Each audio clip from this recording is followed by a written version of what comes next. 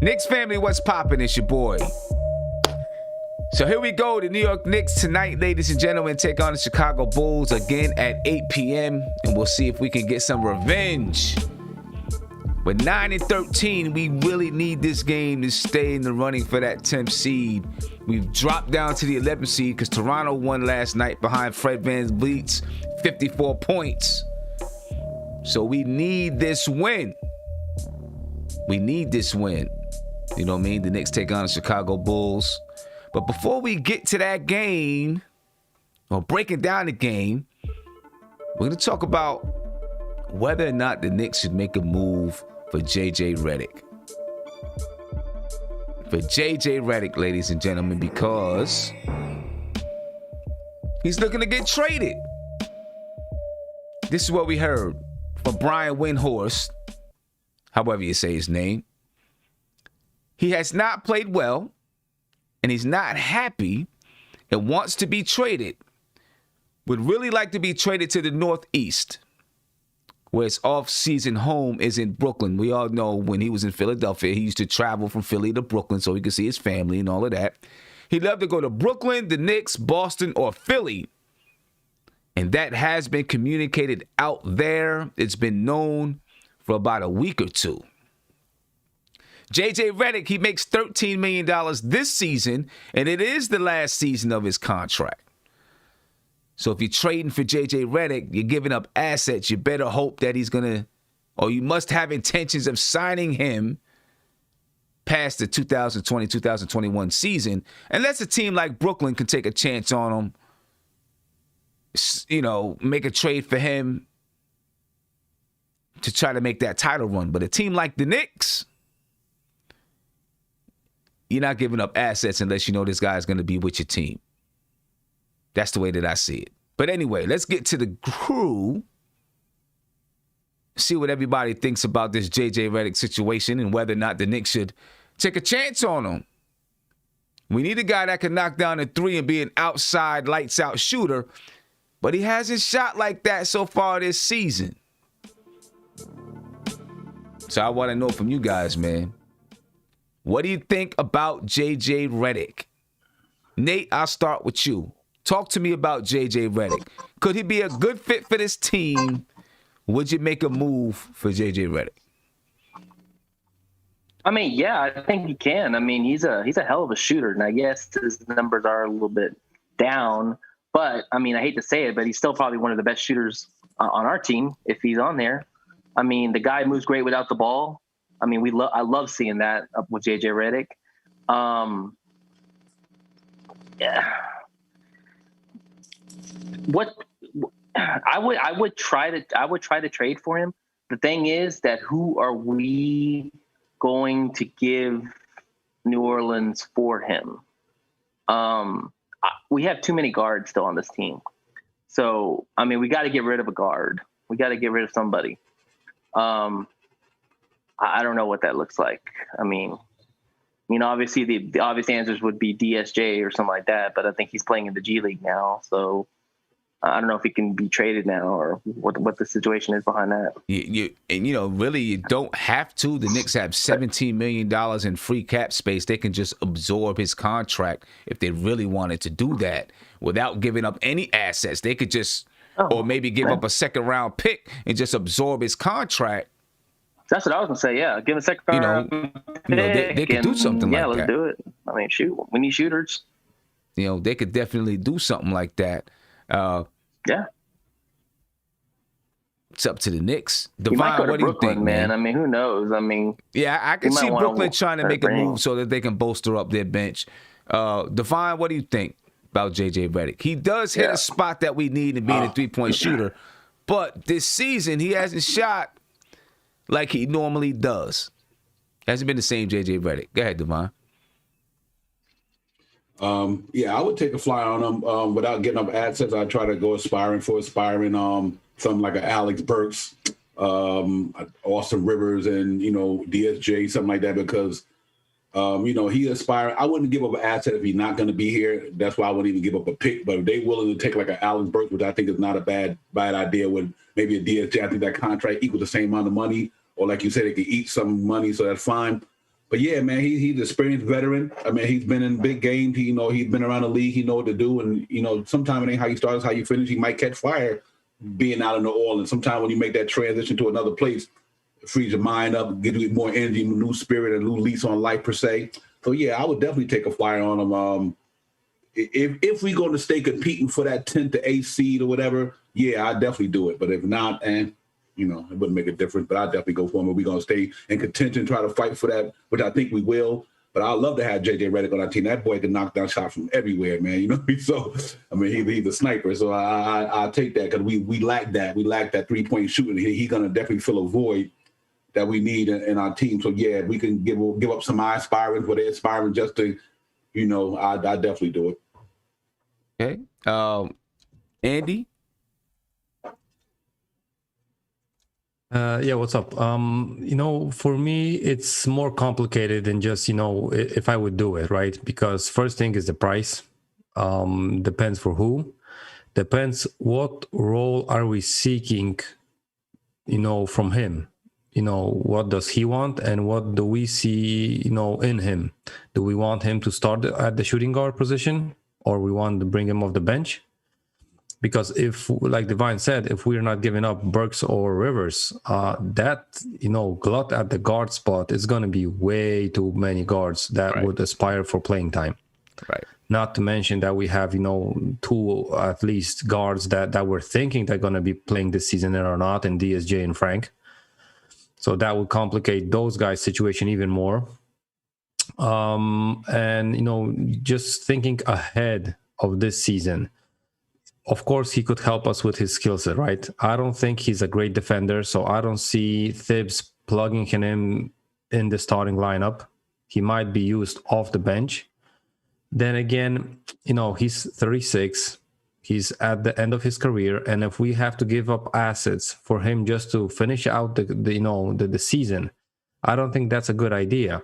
But if he would promise you, and I think it's too early in the season to trade for a guy that's going to give you a promise, right? Because we know how that season can end. It can be, go downward spiral, right, when we trade for him. But, if he would say, listen, I just want to be close to my family. I'm going to take a vet's minimum the next 2 or 3 years. I would love to have a professional guy that treats basketball really professionally, like JJ Redick, to stay with my organization for years to come. But if it's only for this run, I don't think it's worth giving up more than like a DSJ. Right. It's that I don't think it's even maybe a second round pick, right? But I don't think the Pelicans are going to have better offers from the rest of the teams. And like you said, I think Brooklyn, they can throw at the Pelicans everything because they got to win this season. Because this is going to be a disaster for them if they don't get at least to the finals and lose 4-3 or something like that. Right. That's going to be a disaster. And with those guys around, you can plug JJ Redick with them easily, right? So they're going to lose 160 points per game, but that doesn't matter for them. Right. And JJ Redick this season, he's averaging 7.9 points per game, 1.6 rebounds, 1.3 assists. He's shooting 33% from the field and 29.8% from the three-point line. Oh, wow. Yeah. So, and his minutes are down, and this is on a bad team. This is on a bad team. The Pelicans are a bad team. I think Sim. So the question is, is he kind of, I'm pretty sure, he's looking at the reason why he wants to be in the Northeast because he wants to be close to home. He knows in a year or two he's probably done. He may be done at the end of this season. Who knows? Right? He knows he's probably done. So it's like, hey, let me, we're going to take this up out of here now. Let me get close to home so I can finish this thing out. So I guess, for a team like the Knicks, you got to look at what are his plans for the next year or two. And, if he's going to come back for a veteran's minimum or something like that, then maybe it's a good idea because he could help in your locker room. He's been there. If he's looking at, I'm done, I'm retiring, then, he needs to be in Brooklyn or Boston or Philly. Steph, what do you think? In general, I'm not opposed to giving up a second round pick to anybody that's going to keep us in the play-in. I think it's so important, and maybe I'm overvaluing this, but I think it's so important that we raise our profile as a team that is up and coming. And I think a second round pick, even if that person doesn't resign just for half a year, if it gets us in that play-in tournament, helps push us in that area, I think it's worth it. JJ Redick in general, my concern is he's not playing well. They play a slow-paced game. We play a slow-paced game. If the pace is the issue, is it going to be any better with us? But that being said, we need some shooters. We get a lot of open shots. Bullock gets a lot of open shots, and we really need somebody that can hit those. Right.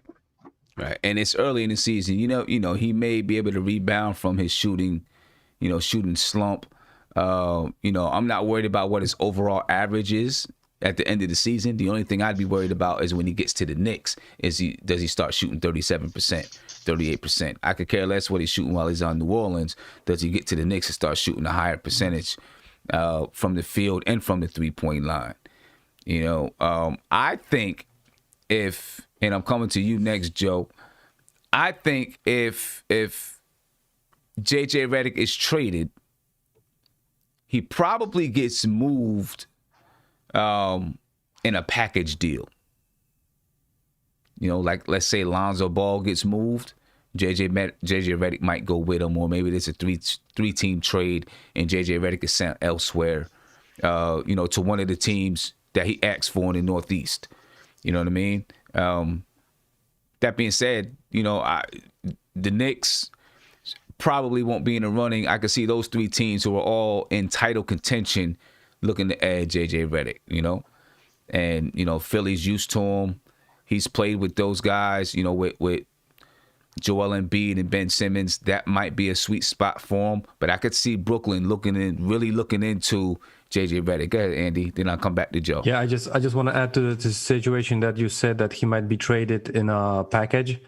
They might trade. The team that's going to take him, he can get traded basically anywhere because he doesn't have a no trade clause, and they can just agree to buy him out, and then he has a free hand and he can go to Brooklyn for the minimum, to the Knicks for the minimum, right? That's true. As long as they talk it out before, we can see a deal. I don't know, sending Lonzo Ball to Minnesota and him, just with him, right? So right. It's or not Lonzo like Ball only to these the four Knicks. teams can have. Yeah. Exactly. Or Lonzo Ball to the Knicks with JJ Redick, and then we waive JJ Redick and he goes to Brooklyn or something like that. Yeah, or we can buy him out and sign him to the Westchester Knicks. Yeah, sign him to the keep him in a family. Nah. Yeah. I'm sure he would love. He mentioned the Knicks. Brooklyn is probably his dream scenario in this situation because he's home. He's home, you know what I'm saying? And he can finish out his career in Brooklyn and, right off in the sunset. Joe? Yeah, I take, as you said it, I take JJ Redick if it's a throw in for Lonzo Ball. That's who I really want is Lonzo Ball, and I take Redick with him. Definitely. I wouldn't, if it's Redick on his own, I wouldn't give up any assets. It'd be a salary dump more or less. But if we're giving up assets, it's mainly for him and Lonzo Ball. That's who I want on the Knicks. Right. And JJ Redick could be good with Lonzo because it brings in that shooting. And it's I can see a package of Knox, Rivers, and Frank, and maybe a second or two for Lonzo and Redick. That's something I'd do. Right. And the only way it's really a salary dump for New Orleans is if they trade him, because right now, you figure half the season is gone. Half the season's almost gone. Half his salary's been paid, right? The only way that it becomes a salary dump for New Orleans, I don't know what their salary cap looks like, but if they need to shed $5 million, $6 million, and they trade him to the Knicks, and we just take on the rest of his salary for the season, right? Then it becomes kind of a salary dump. I don't know if they're hurting for money in that way. You know what I mean? So I do think it happens in some kind of a package deal. I think we heard something maybe a week ago where Lonzo, the Pelicans were, talking to people about Lonzo Ball and JJ Redick. So we'll see where it goes. Chop, you want to get in here real quick? Let me get you unmuted. See if you got something to say about JJ Redick, and we get on with the get down. Great takes from everybody. When I think about it, with JJ Redick, definitely that's a good piece to get, right? But who we going to give up for him if it happens? And in my mind, I'm thinking about, listen, remember, we have Leon Rose, World Wide West, all these people in the front office that's not the people that we had before. They're going to make something happen. Like, it's going to be like a 3-team, 4-team maybe trade where somebody's going here, somebody's going there. And the talks about Derrick Rose or who else? Who else? Levine. Right. So Levine, right. If in my mind, I want to ask you guys, if something happens where we could probably, and Leon Rose, those guys is like, remember when the mob went to Las Vegas? Like those are those kind of guys. If they could pull off something to get Zach LaVine, Derrick Rose, and Redick, who we gonna get? Who we gonna trade? Listen. Who we gonna trade for those guys? Like, right. I mean, remember how many second round picks we got? Yeah, we got Forget a lot about of the first round picks. Okay, yeah, we got a lot of them. They've been stacking them up. Yeah, honestly, I don't think we're not gonna know much until somewhere around March 2nd for real. Because I think around March 2nd, that's going to be where the Knicks start. March 2nd is the last game of the last game of the first half of the schedule. They go into the All-Star break. When we see where we are going into the All-Star break, if we are fighting for that 10th spot, we're in the 10th spot, a couple games below or above 500, then I think they try to make a move that bolsters their chance to make the playoffs, but not a move that hurts their chances to make a bigger move in the future. A little tweak, a couple of little tweaks here and there. I think you see them do some things like that. Remember, February 6th, 3 days from now, that's when the guys that we signed, Alec Burks, Austin Rivers, Nerlens Noel, those guys can be traded now, beginning on February the 6th.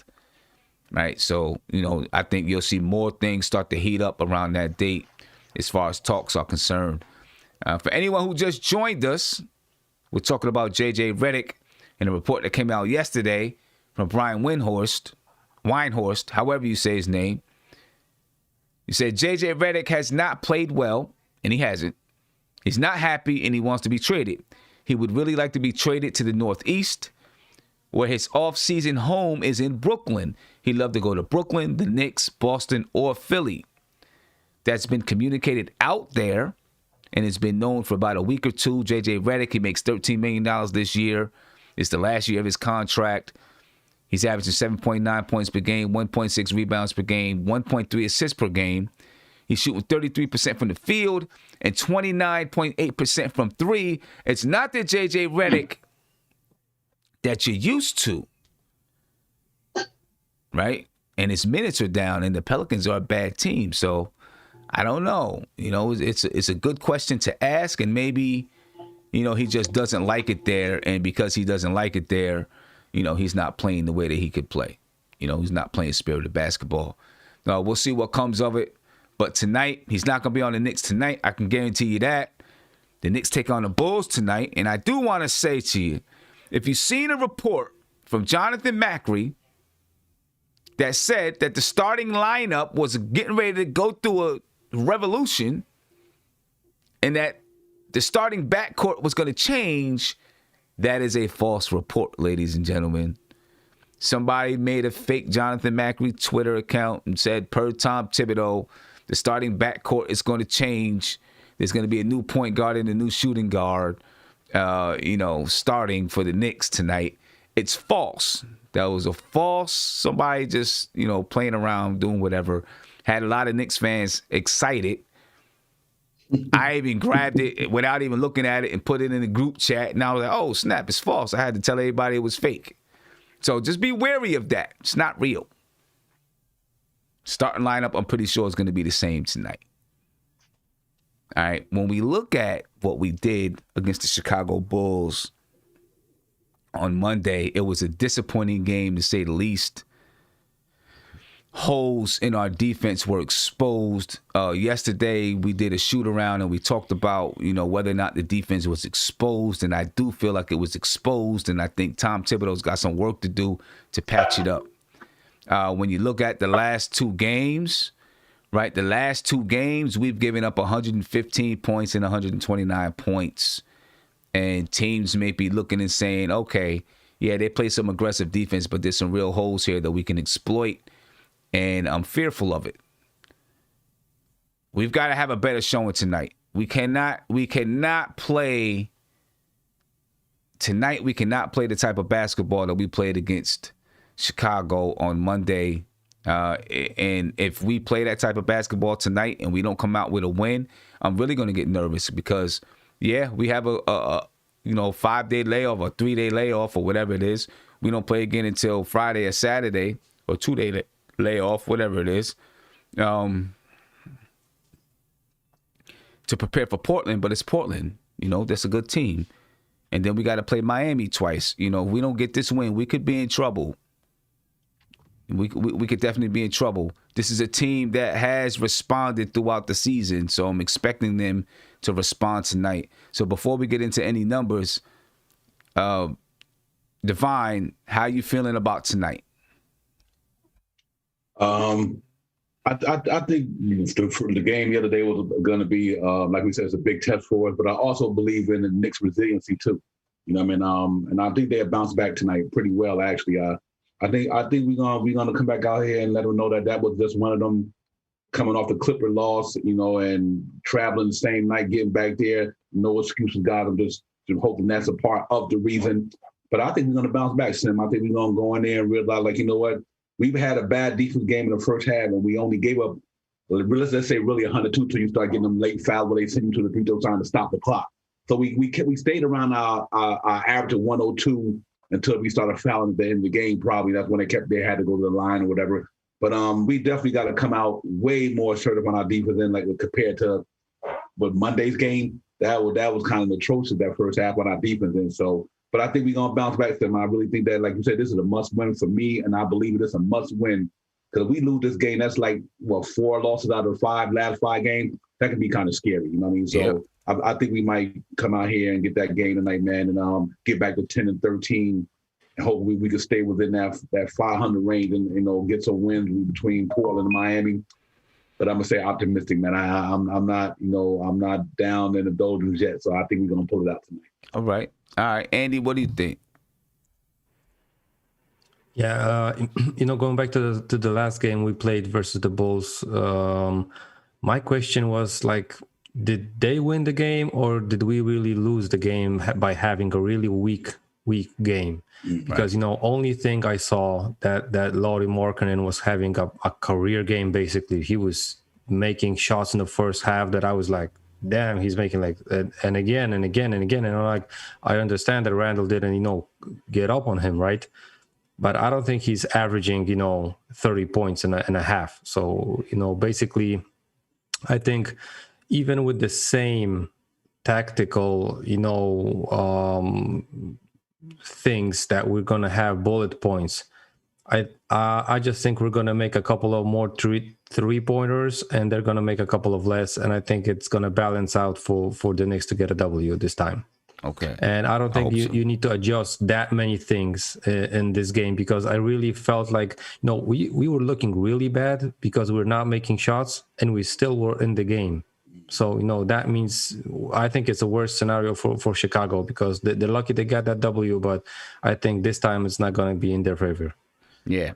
And I agree with you. We looked really, really bad, and we still held them to 10 points below their season's average. They average 116 points per game, and we still held them to 106 and had a chance to win down the stretch of the game. We had a chance to win that game, with playing the worst defensive game that we've played the entire season.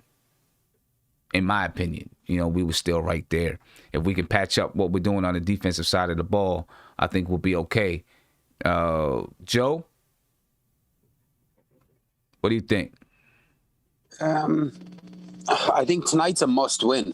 First of all, when you're looking at what's coming up, you have Portland and you have back-to-back against Miami. It's a must-win. Going 9-14, going into them 3 games it can't happen, because then you lose 2 of the 3 games and you're looking at like 10-15 or 10-16. Then the season is going to be like an uphill climb to stay around 500 or in around that playoff spot. Because you're looking at the standings now, the Hornets are starting to get wins. The Bulls got a win against us, and we were at 7 and 8 seed for a while, and now we're at 10. And if we lose tonight, we stay at 10 or we go down to 11. Well, we're actually at 11 right now. We're at 11 right now. Yeah, we're 11 now because Toronto won and they moved up to the 10th spot. Yeah, and that's the thing too, is you're looking at the standings, Toronto and the Heat are starting to pick it up, which I expected, because they've had bad starts in their playoff teams. They're going to start picking it up. And once they start picking it up, we're going to slowly start dropping. So to hold on to the season, you don't want to have to play catch up, because the Knicks don't have enough of talent to go on a 4 or 5 game winning streak, especially when teams now are starting to heat up. So tonight to me is a must win, and I think they can win. I think if they tighten up the defense and if they can knock down 2 or 3 more threes, then they can win this game. But it is a must win. Right. So Toronto is actually in the 9th spot right now, behind Charlotte, who's in the 8th spot, and Cleveland's in the 7th spot. The Knicks are 11th. Chicago is 8th. They're 8-11. We're 9-13. If we win tonight, because we'll have more wins, we move back into that 10th spot. Now, I am looking at Cleveland, honestly, though, after the All-Star break. I think Cleveland might fall out of it. Because I think Andre Drummond, he's either going to be traded or they're going to, buy him out or whatever it is, and he'll move on to another team. Imagine if Brooklyn gets Drummond and they get JJ Redick, but that's another discussion altogether. I could see it happening. Well, that's another discussion altogether. Would Drummond take a 1 year? Do you think Drummond and Redick could take 1 year minimums just to win a chip? Well, I think what'll happen is Andre Drummond will get bought out by the Cleveland Cavaliers, and then he'll sign for the remainder of the season for a cheap deal. Yeah, and I could see that same thing happening with Redick. You know what I mean? Where he is traded someplace, gets bought out, and then he signs for a cheap deal to Brooklyn, and all of a sudden, they're deep again with having Kyrie, James Harden, and Kevin Durant. So, you keep an eye on what's happening over there. But, yeah, I think Cleveland could fall out, and the Knicks hopefully will continue to fight and stay within this. If they win tonight, they can move back into that 10th spot. They need to go on a streak. I do not, the schedule this month is a little bit more favorable, but the Knicks haven't shown that they can, games that are winnable, they lose. Games that they're not supposed to win, they win. So, that's been a struggle for the Knicks all season long. And hopefully it changes this month. That's what scares me about this month. Steph, what's your feelings on the game tonight?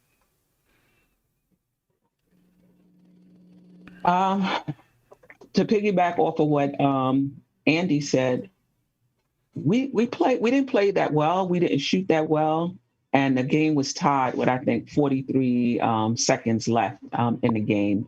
And then they hit those 2 back-to-back 3-pointers. Mm-hmm. The issue with the Knicks is there's so much pressure on our defense because we just can't score points like that. And so our defense has to be on point. We can't have too many bad rotations. We can't close out improperly. It's like the 90s Knicks when the other team went up 8 points. I was like, oh my God, I don't know if we're going to win this game. And it'd be like 12 minutes left in the game.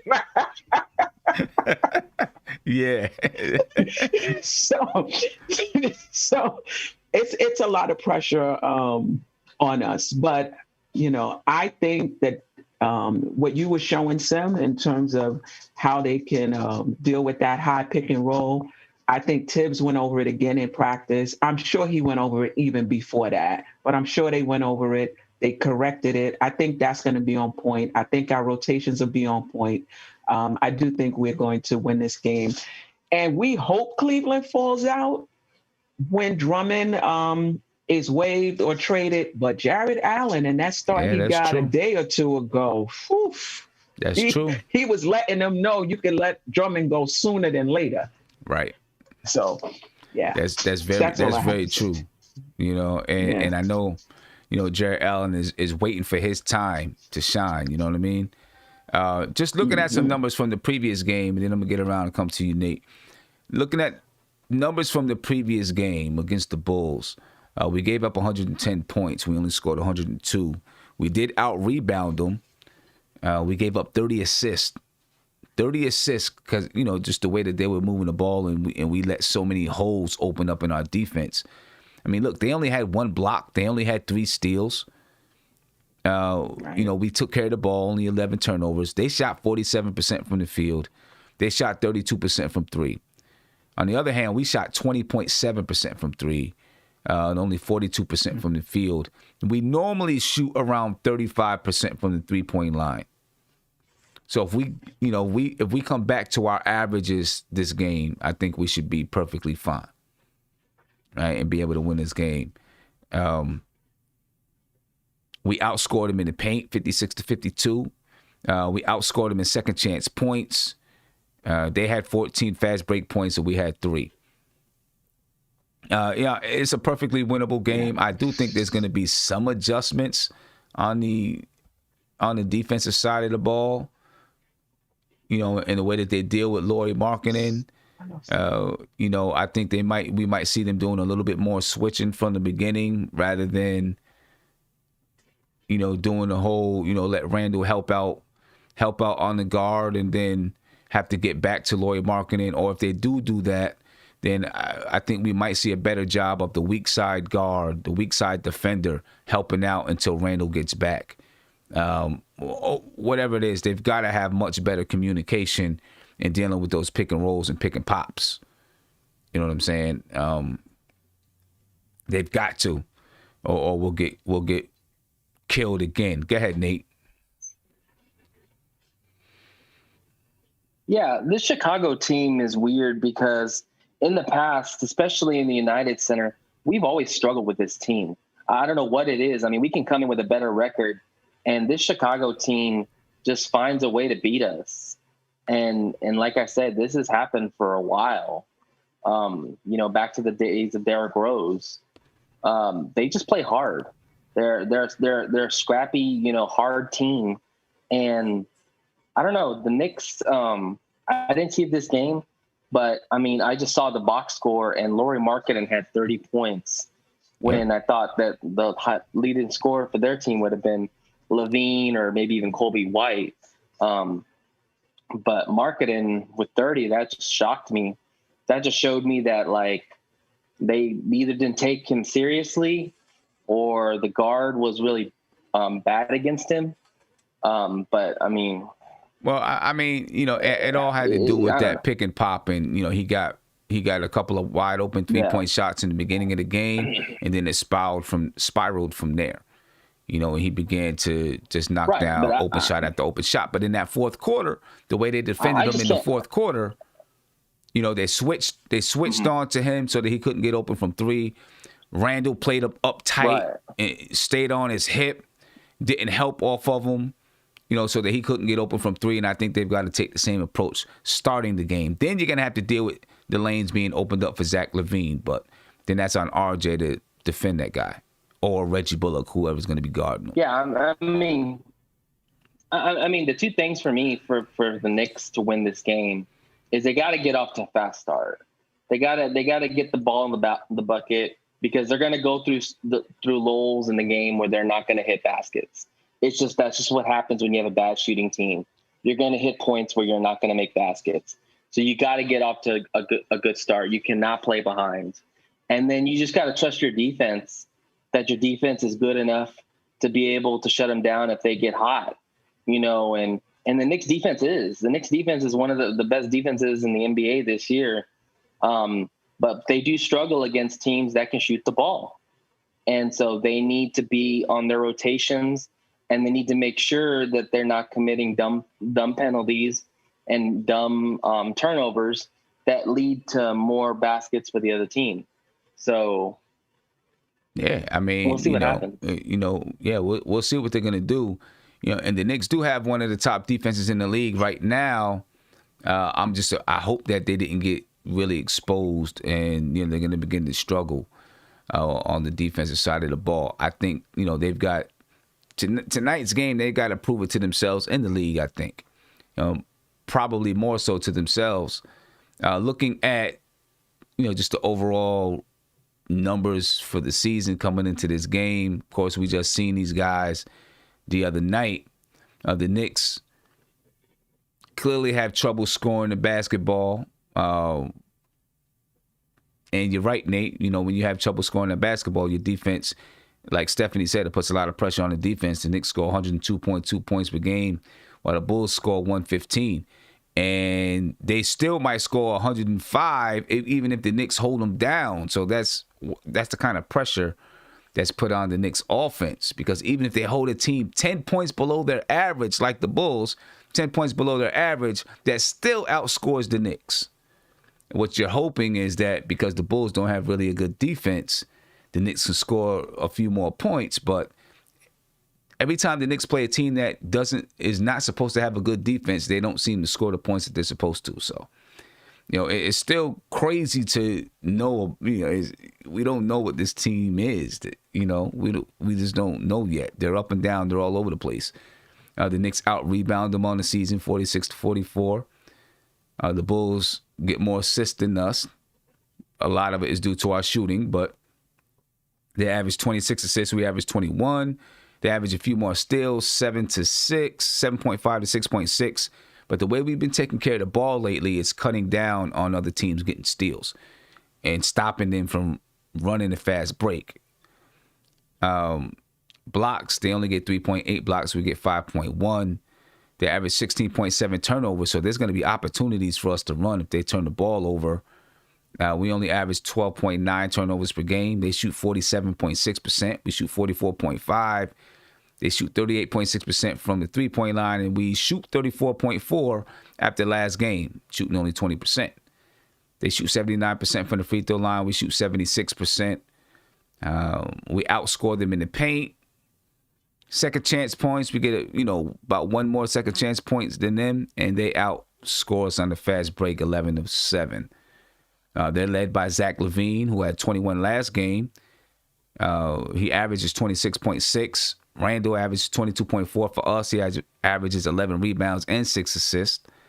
Wendell Carter's not playing, but he averages 8 rebounds for them. Kobe White averages 5.7 assists for them, and Nerlens Noel's leading us in blocks, along with Daniel Gafford for the Chicago Bulls. Looking at the Knicks injury report, Austin Rivers is day-to-day. Nerlens Noel, he's also day-to-day. I'm assuming that both of them will be ready to go tonight. The Kings, Otto Porter Jr., he's day-to-day, right, with a back issue. He's been downgraded to questionable ahead of tonight's game. And then Wendell Carter Jr. is out. And when you look at the lineups, should be the same lineups. Elfrid Payton facing off against Kobe White, Reggie Bullock and Zach LaVine, RJ Barrett and Patrick Williams, Julius Randle, Lauri Markkanen, and Mitchell Robinson and Daniel Gafford. So I want to ask you guys about Mitchell Robinson. We had a discussion yesterday about Mitchell Robinson. I think Divine pointed out after Monday's game, he kind of sat on the bench by himself, visibly upset. Do you think there's an issue going on with Mitchell Robinson and Tom Thibodeau? Divine, I'm going to start with you. What do you think? You know what? I hope not, Sim, because it seems like he's the type of player that Tibbs like. That's what's so crazy, like good defense ball player. I don't know if that might have been just that the whole Nerlens Noel getting the minutes in the last end of the, he was getting the crunch time minutes, we would say. Monday night, man, and I just thought that Mitch probably felt like he wanted to be in that game in the fourth quarter, which I thought he should have been in there. I thought he could have made a big difference in there, but it might be Simmons. You know, like I said, he's a young man, and I think people underestimate Mitch. Know he in a couple of years or another year, Mitch about ready to do for another contract. So you know, and sometimes he might wonder if they affecting my money. If I can't show nothing, I can't get nothing. You know what I mean? And I think he probably, you know, caught up in that dilemma. You know what I mean? He wanted to produce a little more so he can get more money, which anybody would want to do. I'm quite sure all of us want to do that. But so, yeah, I mean, but Tibbs is a no-nonsense coach, man. I mean, look at Knox and look at them cats. If you ain't doing something right, he ain't going to play. I mean, he's no holds barred, no nonsense, my way or the highway. If you ain't producing, then you ain't getting it. But though Mitch was producing in that game, I thought he would have been real good in that game because they had nobody who could hold Mitch in that game. And Gaffer couldn't even hold him. He had 8 points in the first quarter, first half or something. Then after that second half, with the little bit of fouls he had, he just went. So, yeah, I think he might be frustrated, you know, a young man, but he don't know how to handle his frustration by sitting on the bench. To me, I think he's got to grow. He's a younger man. I understand that. You know, 2 years ago, the man was sitting in high school, you know, not even going to college. So, he do got to mature. But I think so, Sam. I think it might be an issue that, you know, I don't know if it's directly with Tim or just the way he being, the minutes he's getting or something like that, the way he's being coached per se. Right. Yeah. Andy? I think we pointed out this on the coach's corner before the season. I think it's the growth, the mental growth of Mitchell Robinson that is, you know, needed here with interacting with a coach like Tibbs. Like Divine said, Tibbs is a no BS coach. You know, he's not going to take, you know, someone crying on the bench because he wants more minutes and the next game is not going to get those minutes for free.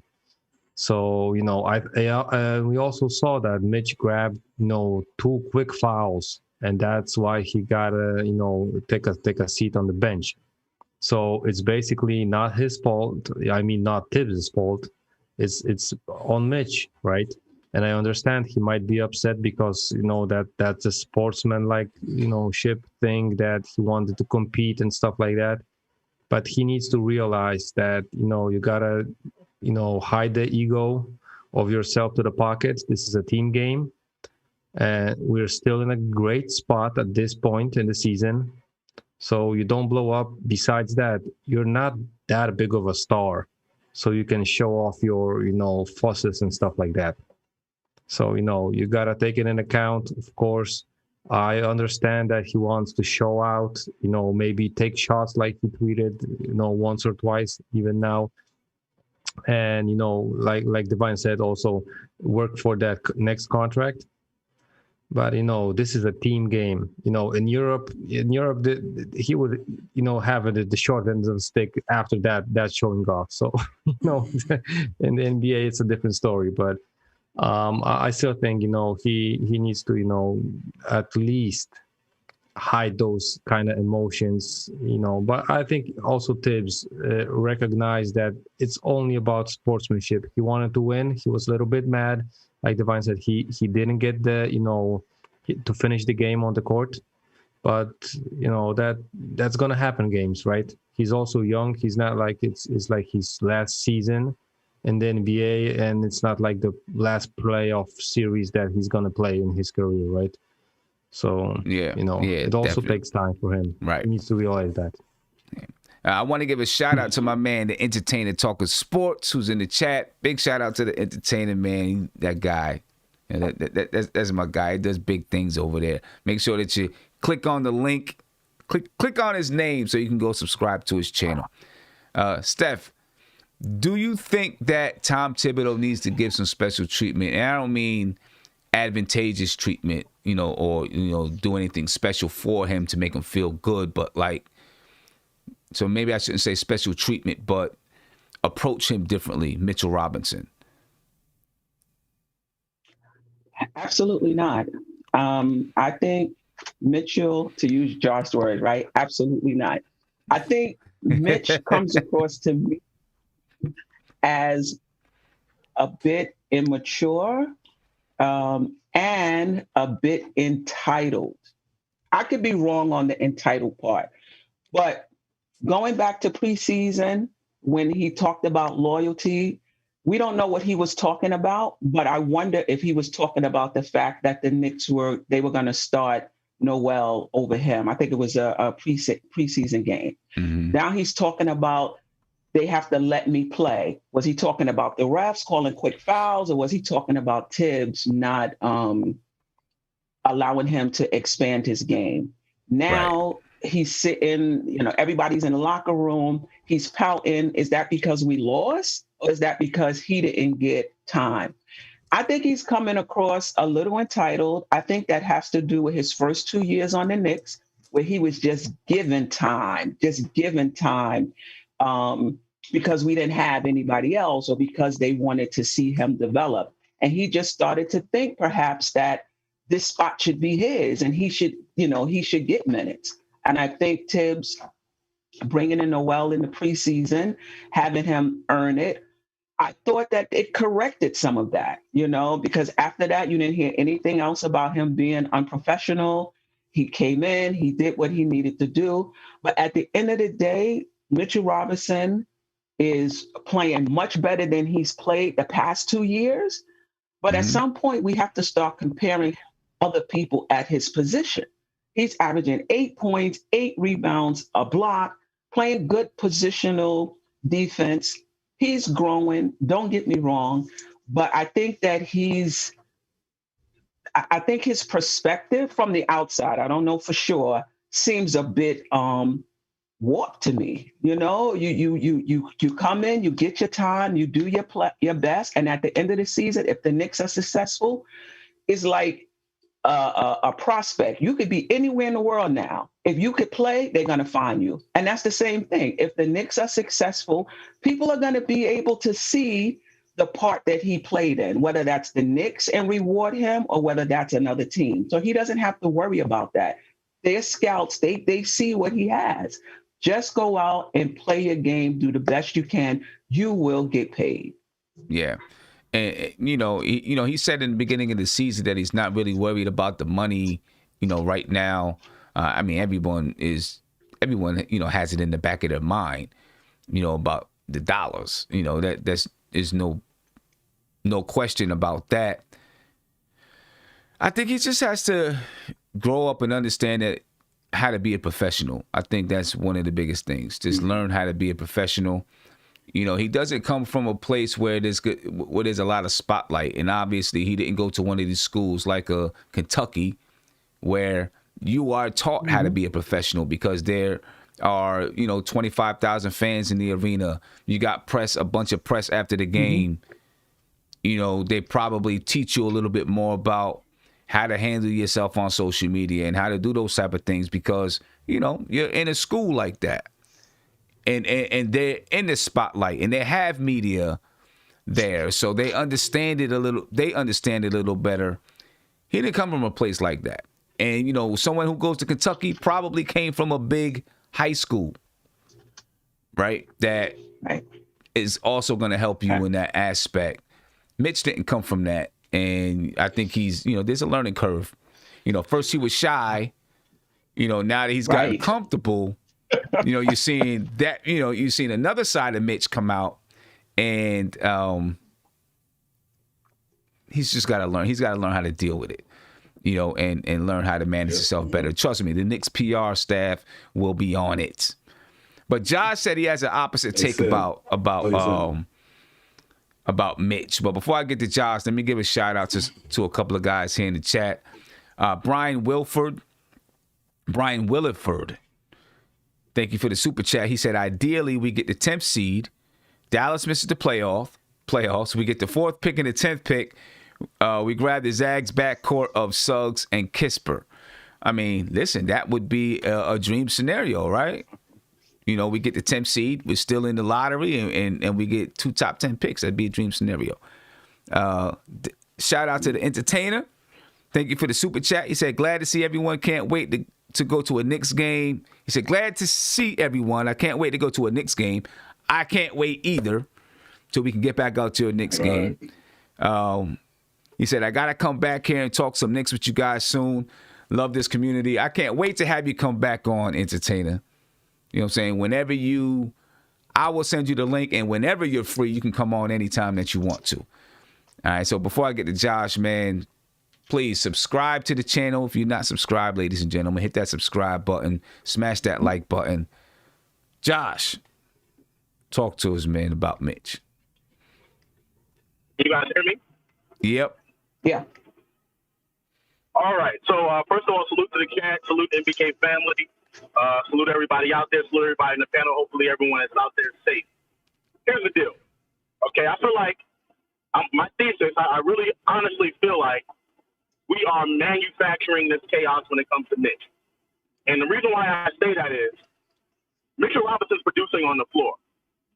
There's no doubt that Mitchell Robinson is developed or is developing way better than he did last season. His numbers are improved. His defense has improved. I don't think there was one game where Mitchell Robinson had 5 fouls or more, right? So he's definitely improving on the floor. Just because we've seen a video come out in the offseason of him taking jump shots, I think we as a fan base took that tweet out of context. And then what made it even worse, when Mitchell Robinson cleared it up and said that he was talking about a personal problem, we are assuming that Mitchell Robinson is either A, lying, or we're just not giving him the benefit of the doubt. This kid has not done anything where I feel like we should question his integrity. And I feel like we're manufacturing this chaos, trying to make something that's simply not there. And the reason why I'm very adamant about this is because everyone knows I am not the biggest James Dolan supporter. In fact, I support the fact that the media goes at him the way that they do. But when I bring that up, everyone is always like, well, let's focus on what happens on the basketball floor when it comes to the Knicks and not focus on what James Dolan does outside of the court. So I feel like it's a bit of hypocrisy for us to manufacture stories and make up stuff just because we want to see Mitchell Robinson take more. No, I don't think it's because we want to see Mitchell Robinson take a jump shot. So, yeah. I think Mitchell Robinson, if you look at Mitchell Robinson's past, there have been questionable things happening ever since he's entered the league. Before he even entered the league, when you look at the whole thing with college, the reason why he didn't go to college, there's been some questionable things happening in the league. He's been in the league for 2 years, 3 years, and he's had 6 different agents. There is something happening within his circle that is not stable, right? You hear about What is it? hold up. Let me finish. You hear about Jeff Van Gundy was talking about just the professionalism of him when he was with Team USA, right? Late to practices. When he was supposed to be in Las Vegas at a certain time, he missed the plane. Right? There are certain things that are happening with him that point to his immaturity. You know what I'm saying? And the people that are around him, his support system that is keeping him there and keeping him focused. And it dates all the way back to the things that happened with his uncle in college and all of that stuff. You know what I'm saying? So I think there are some things and some signs that you can point to say that, yes, there is some concern about Mitchell Robinson's maturity. So you don't think that he was making, or he was telling the truth when he said that he was tweeting about a personal problem, not anything to do with the team? I'm going to say this. I don't know, and he could have been telling the truth, right? He could have been talking about, the ping pong game that somebody was having and they'll never let him play. One day they'll let me play. He could have been, right? But if it's a personal problem and you're tweeting about it, then you're probably not handling your situation well either if it's a personal problem. Because if it's that personal of a problem, you probably shouldn't be tweeting about it when you're in the public eye. You should probably be handling that personally. And that's, something else that you probably, he needs that kind of training and to understand that.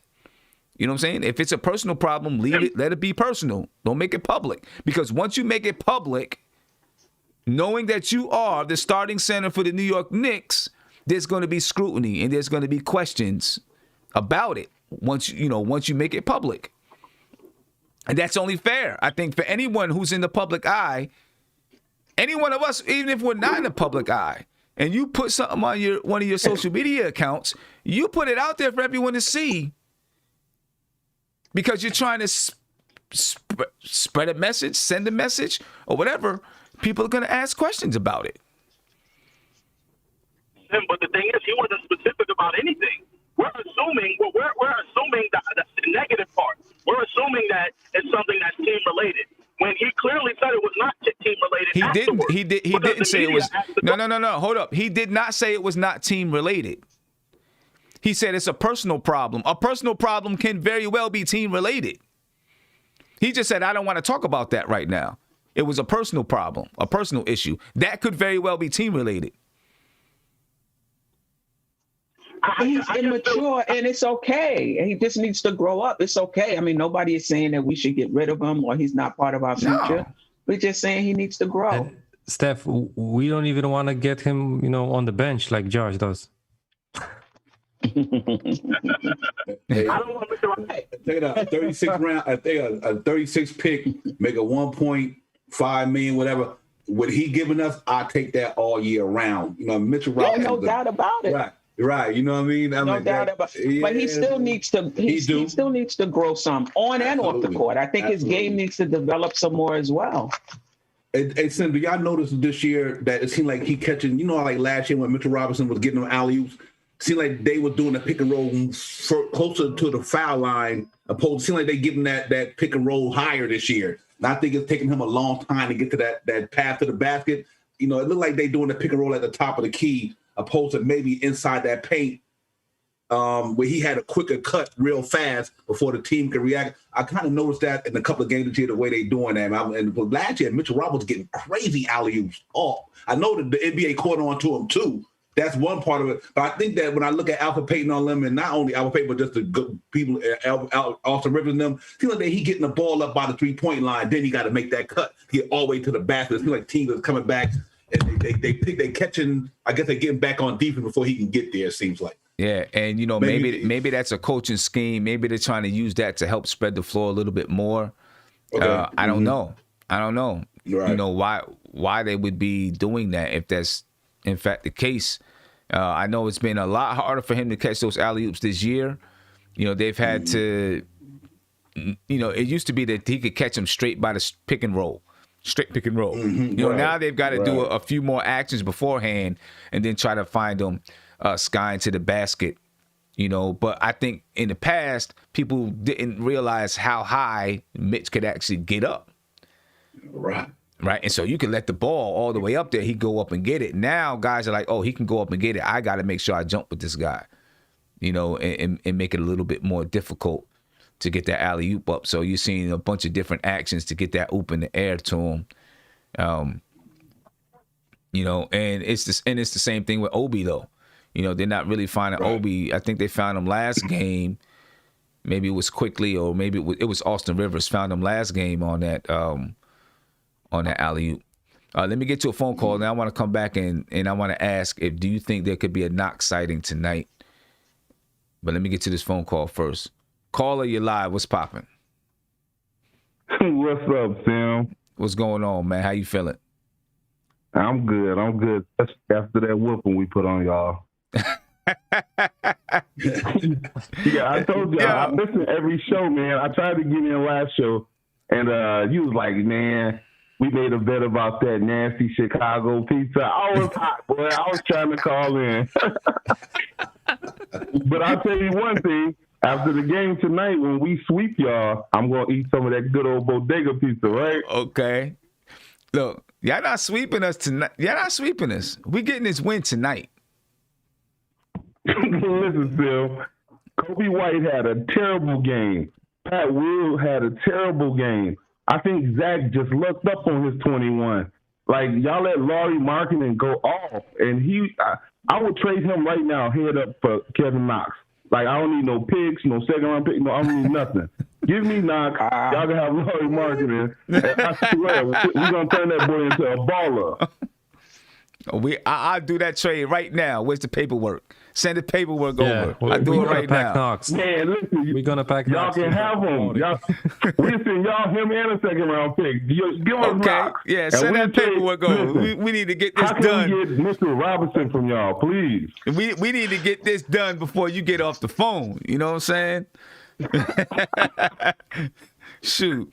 Hey, no, really. I was watching that game, and I already told you when I talked to you last time, I was like, Quickly is something else. I was like, please, you got to hedge that pick and roll or something. Like, you got to get up on that boy because Quickly is nice. And Yeah, Julius Randle, I think he's y'all only all-star this year. I see a lot of people talking about RJ, but like RJ's good, but good Lord, that boy Julius is nice. But I can't believe we had a terrible night and we still beat y'all. Yeah, I didn't. Oh, you guys shot well from the field. We had a terrible night. We shot 20% from three. We shot like 42% from the field, and our defense was atrocious. And with 40-something seconds left, we were tied. You know what I'm saying? All we got to do, we shoot a little bit better tonight, plug up some of those holes on defense, we might win by double digits. I'm thinking the same thing. I'm thinking we might beat y'all by double digits easily tonight because I can't see us having two games in a row back. Kobe's probably gonna score 20, 25 points on y'all tonight. Like for real, he gotta have a comeback game. And Zach LaVine. I can't see you boys. Zach played. I don't know. I got Zach going off tonight. I think Zach is gonna go off tonight. Right, for the most game, he was kind of bottled up a little bit. He came on in the fourth quarter, the last game. I think Zach might go off tonight. The Knicks coming out for vengeance tonight. So, I mean, last game you guys shot. Hold up, look. Last game you guys shot 47% from the field. You shot 32% from three. You had 30 assists. You guys played a good game. Sam, I'm telling you now, that was one of our worst games all year. And then, like, you got to watch more Bulls games or something, man. We should have beat Golden State. The little whack dude on that team hit a last-second shot. We were up by 20 on the Lakers, lost that game, should have won it. We were up by 20 on OKC. I mean, right now we should be like 12-5. We should be like the third seed in the East right now. I mean, we can say that. I mean, we can say that too. Think, I mean, we can say that too. We can say that too. We can say, there's a couple of teams that we should have beat. We was up by 18, 15 or 18 over Utah. We should have beat them. We should have beat Cleveland when they were undermanned. There's a couple other teams out there that we could say we should have beat where our record would be flip-flop. So, I mean, we should have beat Chicago on Monday. I guess. Hey, like I said, I'm a Knicks fan too. Like I'm not as big of a Knicks fan as I am a Bulls fan. Uh-huh. But I watch. Like I never miss a Knicks game, and if I do, I go on a NBA full game replay and I watch the whole game. Yeah. Like I'm not just talking like I don't know what I'm talking about. I don't know. As bad as you guys play the pick and roll defense, I don't know how you guys are number one in defense or number two, whatever you guys are. But my team, I'm telling you, we probably put up 125 points on y'all tonight. Easy. All right. We're going to see what happens. I'm looking forward to you to call in after the game, too. Right. Make sure you come back, bro. Oh, yeah, because I got something for Guillermo, too. All right.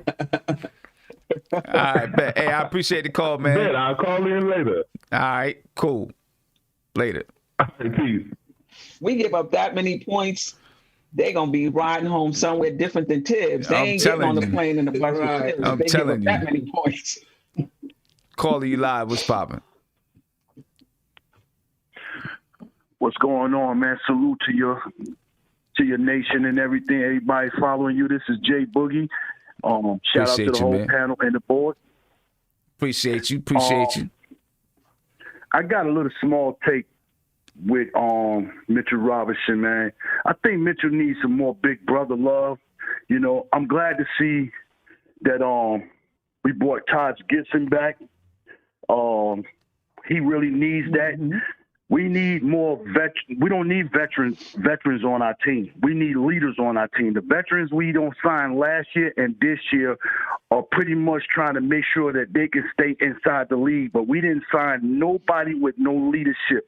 That's why at the beginning of the season, Chris Paul would have been so important for not only our team, but also our locker room. We need to get some unification inside our locker room, and we need somebody that stand up and, and voice their opinion so everybody can follow. Before you follow to the basketball court, you got to follow yourself into the locker room, and the locker room is more important than anything else, man. I just think Mitch needs some big brother love, and somebody can sit down with him and show him what life is really about in the NBA. Sit down and watch some footage of the Chicago Bulls when Thibodeau was there with Joakim Noah, because that's his lifestyle that he's living with the Knicks right now. Joakim Noah never shot trades. Joakim Noah lived off grabbing rebounds, playing D, and protecting that basket, and he made millions and millions of dollars until he became old. It's nothing wrong with just having that position, but now every day now, people want to just shoot trays and play outside and have handles. That's not for everybody. And soon as somebody let Mitch know that he could be a monster at that number 5, spot 4, the more he going to prosper. Thanks for taking my call, and I'll continue on listening to your show, right. And I'll hit your cash app in a second. I appreciate you, J Boog. Appreciate you, my man. No doubt. Have a good one. Hey, I mean, you heard it, Mitch. You heard it, Mitch. Listen, I know for a fact that Mitchell Robinson follows social media because I know some people personally that are friends with him on Snapchat. So I know he follows everything. You know what I'm saying? So yeah, come on, Mitch. Let's get it together. Let's just focus on the game here. Nothing outside. Caller, you live. What's popping? What's going on, fellas? And Queen, I see you up there on the panel. I'm acknowledging you as well. Listen, we talking about Mitchell Robinson. I think Mitch is falling into the whole thing of a Kevin Knox. He's falling into the whole thing of a Frank Ntilikina. They all just seem like they've been around for a long time. Nobody's gotten better. Everybody's still looking the same like when they first got there. And now everybody seems to be acting the same. Knox can't get on the floor, so he's kind of like moping. Frank is nowhere to be found, but he always seemed like he don't have the energy or he don't have that fire to go fight for his spot. You see Mitch acting kind of the same way. They kept Noel in the game. Now he's kind of mad about it. He acting. I just think they need to just let them all go to keep it a buck with you. At the end of the day, we from New York. It ain't about the whole that sucker stuff. It's either you're going to come out here, you're going to play ball, you're going to fight for your spot, you're going to do what you need to do to get these baskets and get that contract. All this other little baby sucker stuff, everybody put Frank in, put Knox in. They ain't never earned a spot yet. I ain't seen they brought Burks and Bullock to the Knicks, and you can't beat them boys out the spot? That's crazy to me. So at the end of the day, when they start gumming out on the court, they start figuring out a way to take their spot. That's when you put them in the game. Other than that, I'm gonna tell you to ride with Burks, ride with Bullock, ride with Rivers until they get their spot taken. Well, I mean, I agree with you there. Let them play because they're young. I ain't with all that. That just sounds crazy to me. Now I'm with you 100% there. They gotta earn their spot on the floor. Nothing's gonna be given to them. You know what I mean? They gotta earn everything. They gotta earn it all. That's it, and that's why they're sitting on the bench. Right. Let me ask you this real quick, and I'm gonna let you go, son. All right. Where has Knox, Ntilikina, and your boy Mitch, where have they grown and got better at the end of the day since they stepped in New York? I mean, Mitch has gotten better. You know, Mitch, he hasn't fouled out yet this season. That's a step forward for him. More. Right? Say no more. I can't give him a contract for not fouling out no more. I hear you, but that's a step in development for him, though. You know what I'm saying? I mean, yeah. I mean, you're right. Can you give him a contract? Can you contract him up for not fouling out no more? I mean, you know, based on what he's giving us, I can give him a contract. It may not be a huge contract, but, I'll give him what he's worth. And what's that? I don't know. I don't know. I don't know what the market says, but I give him what he's worth. $8 million. Exactly. Exactly. I give him a high five and see me in the locker room, man. That's pretty much what he's working on right now. Okay. Y'all boys take it easy. Y'all be good. Appreciate it. Dang. All right. So we want to get rid of all of them. So look, if the Knicks if they're not shooting well tonight from 3, do you think Thibodeau says, all right, let me get Knox back in there and see if I can get a couple of shots up? See if I can get somebody else other than Quickly that can knock it down and give me something. Especially with Obi's minutes dwindling. He may, I think tonight is going to be another night where he looks and sees what Obi can do. And if Obi doesn't do it defensively, you might see him start to get pulled and maybe Knox start to take some of those minutes. You know what I mean? Between them two guys right there, because Tibbs was asked about,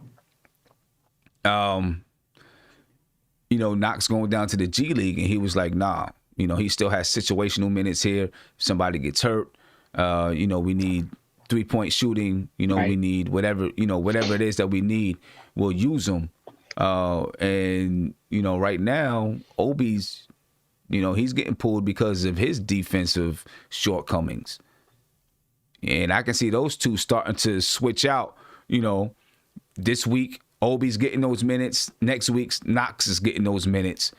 Or, just based on what those guys are doing. Because truth be told, as much as people, want to say, Obi's a rookie, this, that, and the third, he's not producing much for us either.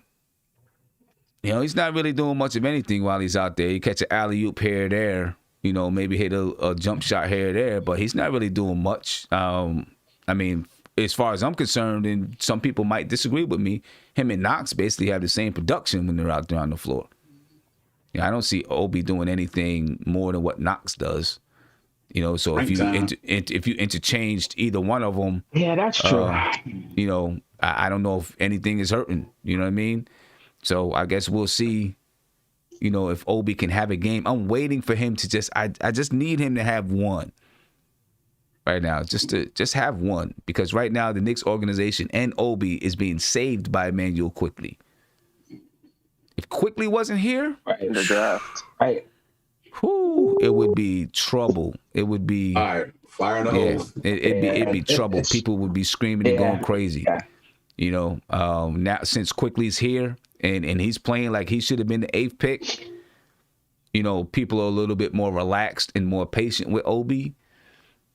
Although he's 2 years older than Emmanuel Quickly. Nate, what do you think? Could we see Knox a little bit? I mean, we possibly could. Go back to your theory. Maybe not this game, but going forward, somebody might mysteriously get hurt, and have to go injured reserve or whatever it is.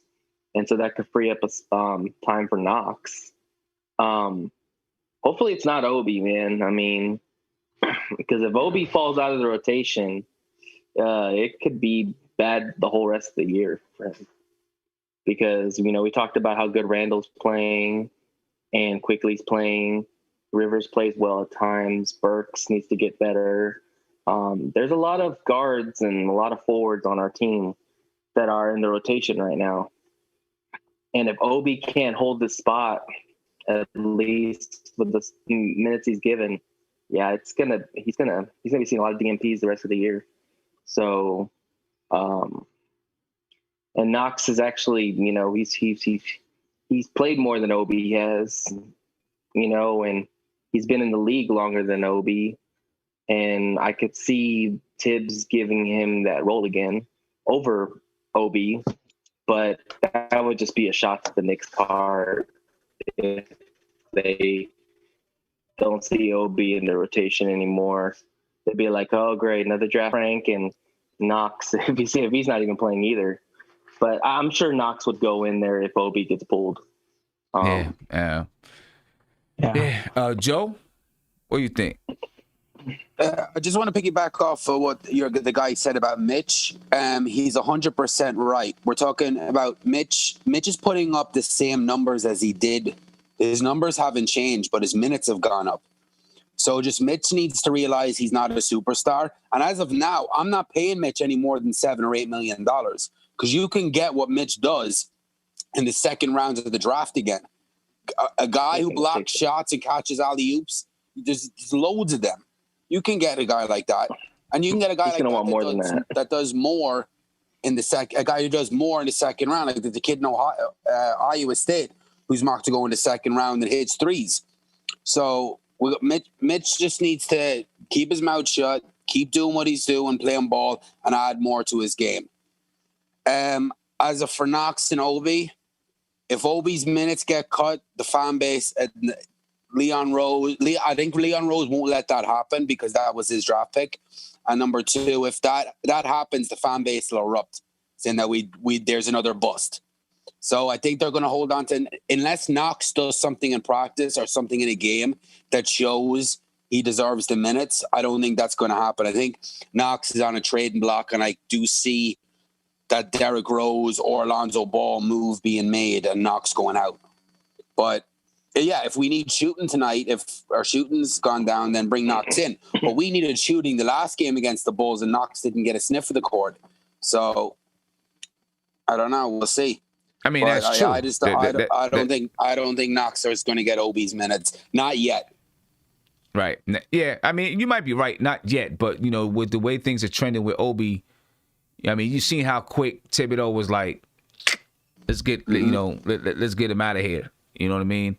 And of course, Thibodeau, you know, he was very diplomatic. He was like, you know, we needed rebounding, so I wanted to get Randall in the game. But what's that say for Obi? Right? We needed rebounding, so I had to get Randall in the game because he doesn't believe that Obi's going to rebound the basketball. Yeah. You know what I mean? And then, of course, I love the Obi pick. I thought his best player available. But now you're looking at some of these, like, Randall's balling out, and you're like, maybe he was at a right pick, because if they keep Randall, then what? It was kind of like a waste of a pick when we need a three and we need a guard, like a point guard or whatever, and there was guys available of need more than a power forward need. Because I believe that they might have planned to keep Randall, and if Randall keeps producing like this, and they give him an extension, where does that leave Obi? So you basically had enough. You use your 8th overall pick for a guy who's only going to get 10, 15 minutes a night for the next couple of years. If Randall's going to be your guy. So I mean, I don't know. Oh, you said we traded what? No, I said I think they plan to trade Randall, but I think now that Randall's balling out and they pick up his option, and if they give him an extension, what does that say for Obi? Because you used an 8th overall pick for a backup who's only going to get 10, 15 minutes when you have other needs on the roster, like a point guard or a 3. I mean, if they plan on two things, and I said it earlier before we got on live, if they give Randall an extension, then that means that they don't look at Obi as a starter, and they're probably he's either going to be a backup, or they might trade him to another team that thinks that he's going to be a starter. Yeah, you know, that's what I was thinking. I was thinking that too. We'll did they draft him just as a trade chip for a big move? I think they drafted him thinking, we'll see what happens. We're going to draft him, and we'll see what happens when Randall's contract is up, and we'll make a decision then. And they're felt like he was because I think they felt like he was the best athlete, the best player available. You know, he dropped to 8. He was the best player available. And so it's like, hey, yeah, we got both of them. We'll let them play. If Obi comes in and he looks like he's ready to take over the position, then we won't re-sign Randall. Yeah. And we'll make moves from there. If Randall gets better and he ascends and we decide we're going to keep Randall, then we'll make a decision what we're going to do with Obi. I think that's what they decided to do. They're lucky they didn't trade up for Obi like they planned. If they trade up for Obi, oh my God, the media would be ripping them, because you wouldn't have quickly, because that pick was going to go to Cleveland or whoever if they had to trade up. That's true. That is very, very true. That's very true. That's very true. So it's a good thing that it didn't happen that way. And by the way, you know, something that struck me real funny today, Kevin Knox, he did his, after the game shoot-around interview. You know, they were asking him questions about, you know, him being on the bench, this, that, and the third. And he was like, you know, I'm just trying to be here, I'm just doing what I got to do, putting in the extra workouts, doing this, doing that. He said, then I want to help the young guys, right? Talk about Obi and Quickly, right? Yeah, Obi, he said, Obi and than Quick. Obi is about to be 23 years old. He's older than Kevin Knox. And Mitchell and Quickly, he's 21. 1 month older than Kevin Knox still. Older young guys. Right? Kevin Knox turns 22 in August and Quickly turns 22 in July. Kevin Knox. I don't know. Kevin Knox, man. Come on, Kev. Come on, Kev. Do you think? I mean, that's good. I'm sorry. Do you think Tibbs is sitting mainly Knox and Obi because of their defense? Yeah, and Rivers is play. So I think somewhere down the line, even if it's to showcase him, I think they're gonna plug Frank in there. Frank can give you what Obi and Knox can't give you. So I think Tibbs gonna wind up trying to find a way to get Frank in there because of his defense. That's all. And it's easy doing good in the 3-point shooting, but because if you sit in these cats, it's not because of their offense. You sit because they're not playing defense. What the hell is Kevin Knox not getting no burn? I don't understand that. You know what I mean? And this kid is a legitimate defense ball player. So that's Knox interesting to see. You know what I mean? That's the problem. What's that? I think it's something different with his motor. He doesn't have that full motor. He doesn't play fully engaged the whole game. Who's that? He fades away, and I mean, surprise, surprise. That's what they told us when we drafted him. That Frank? This guy did not have the motor that turn it on, turn it off. Knox. The thing about Knox too is I think he's a football player that outgrew football, that he went to basketball. I don't think his heart is in it. I think he was just talented enough just to get into the NBA. If we're in position to question whether or not his heart is in it or not, we're not there with him. That's not fair. Everything we that we see know it on the court. What you doing? Just because that's not necessarily true. Just because you don't play well doesn't mean you don't love something. Right. You know what I'm saying? It doesn't mean that. So I don't know if we can. I don't want to question that. You know what I'm saying? Because they said he was one of the hardest working players on the team. Yeah, exactly. Yeah, exactly. So but this is what I would like to see. Knox and Obi, they should approach practice like the game. Mm-hmm. Pre-game, whatever it is, because that's where you're going to earn your time. Like, that's your time. And I think Tibbs likes Obi a bit more than Knox, because Obi, at least when he gets on the court, he's moving with a bit more energy. He tries. That's true. He is a bit more energy. I think this is Knox. I'm not saying that he doesn't love the game. I think he does. He works really really hard. I saw him on Twitter, his trainer talking about it. I think he works hard. But he just has a different speed to him. Very smooth. Right. And when you somebody like Kevin Durant and you hitting your shots, you smooth. But when you moving like that pace and you Kevin Knox and you not hitting shots, you look lazy. Right. Exactly. I mean, and that's how he is. That's just how he moves. That's how he is. Frank, he's that kind of a guy. He's like, he's that kind of a guy, and that hurts you sometimes when you play like that kind of basketball. Tim Thomas was that way. If you remember Tim Thomas, right? Tim Thomas was real cool, real smooth. He was highly touted coming out of Villanova. He was supposed to be the next, he was that one of those first stretch power forwards in the league, right? One of those first guys that played that type of position. And everyone was like, oh man, what is 6'10"? What is this guy gonna be? He never really lived up to it. And people questioned him too, like how much does he want it, this and that, because he was just that kind of guy. He was just smooth like that, and not real boisterous and those type of things. Right. He could still ball though. He could still ball. You brought that up. You brought that up yesterday on Legion. I watched it when I was working. I was like, oh, that nonchalantness, that timid. Frank might be timid, but the comparison that you use with such and such that you work with Knox, that timidness, right? Right. Yeah. Very timid. Very timid. You know what I'm saying? And I was talking about, if you go watch Legion and Knicks last night, I was talking about a player that I coached who was almost just like Knox. You know what I'm saying? Very, very, very timid that way and shy. who is it? Chase Gathers. See, I knew someone was going to say this. I was trying very hard not to bring this up on a stream. I really was. You know, and I would think about it almost every time I seen Knox play. But, you know, Chase brought it up, so I'll say, he said, facts. If Knox had a better haircut, he would play better. Why you gotta get on my man's haircut like that?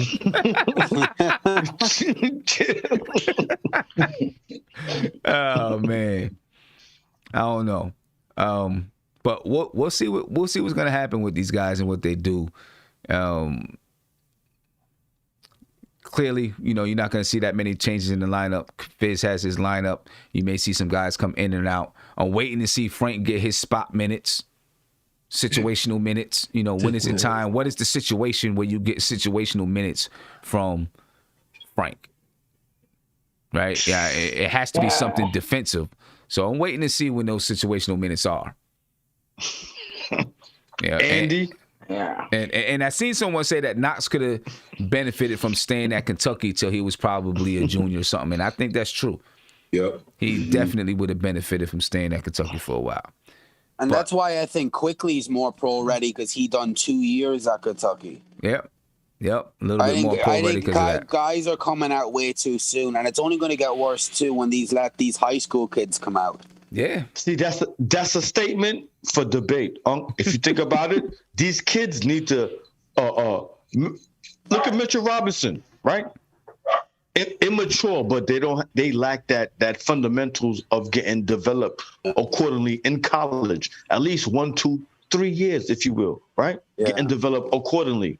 Then you coming out like, right. So listen, I'm so sorry. Listen, the chat, NBK family, listen, I'm glad to see Joe. He looks very good. I'm glad. Thank you, bro. Yo, you're back, bro. Yeah, no, I feel good today. I feel a lot better. Coming off of the COVID, listen, it's real. Make sure, listen, everybody, make sure you hit that thumbs up. You could copy and paste this and share NBK. Whatever. Listen, we have a member of this family, right? This is a family, right? He had COVID and he came out of it. A lot of people, we have people that we know somebody passed away. This is for real. Make sure, like my man Tim say, wash your hands, right? Sanitize. Do things accordingly. This is for real. Joe came back from having COVID. He quarantined accordingly. Just be careful out there, please. Yeah. No doubt. And of course, Big Bubba tries to come in as we're getting ready to leave. You know, I mean, but you know, that's it's just natural for what he does. You know what I'm saying? You know, that's how he works. Upstream. Yeah, that's how he works. Hey, what's going on, everybody? What's up, man? What's up? What you coming to say? We getting ready to leave. The show is over, and you want to come in. Wait, the show over? Yeah. I'm the superstar. I'm the superstar. The story not over till I say it's over. You're like Mitch. You're a superstar with no talent. You're like Mitch. A little bit overconfident. Now you gotta come. Yeah, listen, Big Bubbalicious, he gotta come close it out. Bubbalicious, close it out. No, don't start calling me Bubbalicious because people gonna start crying. Everybody call you Big Bubba. I'm like, no, that's my man. I'm gonna call you Big Bubbalicious. Oh, wait, well, come on, man. I sound like the stripper, but you know, So listen, man, I was listening. Great show. Shout out to my man Entertainer in the chat, man. That's my man, best YouTube Giants guy out here. You know, shout out to my man White Chocolate. You know, shout out to Simeon Russell. We got like over 500 people, but I only see 120 likes, which isn't cool. Come on, it's Black History Month. I'm going to keep using that until it's over. That's what that got to do with it. No, it's Black History Month. So I'm not history yet. I'm not history yet. I'm still here. You history right now, man. So get them likes up. We got 500 people. Get them likes up. But listen, man, great show today, man. Listen, man, we got to play hard tonight. Fight over them screens and get some ball movement, man. And let's go Knicks. Hey, Sim, I'm going to save it for later, but I got a special announcement later on tonight after the Knicks win. When the Knicks win, I'm gonna say it tonight. That's what I'm. You making jerk chicken or jerk shrimp? Wait, hold on, yo, my man. You gotta relax. I gotta let it sizzle for a minute. When the Knicks win, we're gonna talk about it. Okay, that's all I'm gonna say. And shout out to Pedro Matos. And this is to that Bulls fan that called in. He said he should be forever dubbed, shoulda, coulda, woulda. And then he said the Knicks gonna win big tonight. They better win tonight. You know what I'm saying? We talking stuff. They better win tonight. You know what I mean? But anyway, I'm gonna head out. Tonight's game's 3 hours from now. It's at 8 o'clock. You can catch us about 10:30 for the post game. And I appreciate you guys for coming on. I will see you then. Make sure you hit that subscribe button, smash those like buttons. Yes, sir. And yeah, we're gonna head out of here. Enjoy that game tonight, ladies and gentlemen. Make sure you stay warm, not stay cool, stay warm. Go get that show snuggle before the game starts. And spread love. We out of here.